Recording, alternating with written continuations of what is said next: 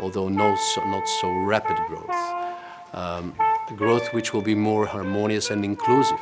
China's strategy on green and sustainable development is very clear and very strong. And if the economy is based on export of goods, of materials, manufactured goods, then you're dependent on the rest of the world for your economy. But if you spur internal growth by doing innovation and creating things and then selling to each other inside China, then you have a much stronger economy. Politics is always a conversation about the future. This is the essence of politics as a process, because people are always looking for a better future. And the job of the politicians is to provide paths, to provide solutions for a better future, better life for average citizens. And in this context, both areas, the European Union and China, are facing new challenges.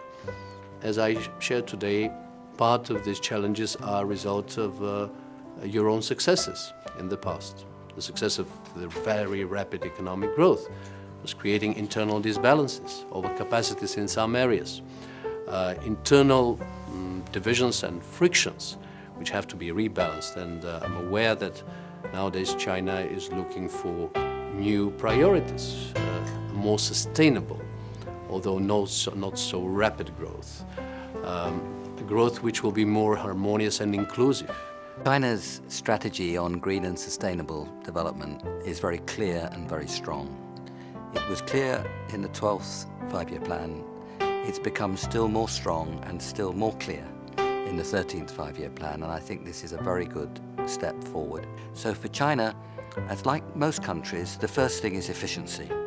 There are very big gains from just using energy more efficiency, and China's had explicit targets on energy efficiency in the 12th plan, which it achieved, and they will have targets on energy efficiency in the 13th. So very strong action there has a big payoff in terms of pollution and the battle against climate change.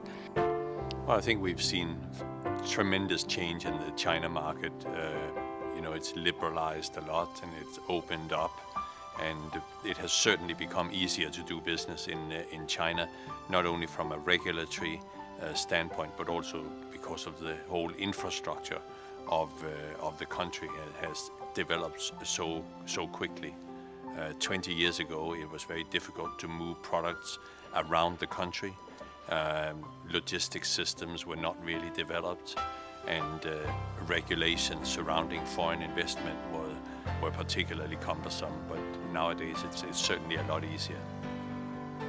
Working with new technologies against pollution, which means a slowdown of the growth, but a more sustainable, more equitable growth.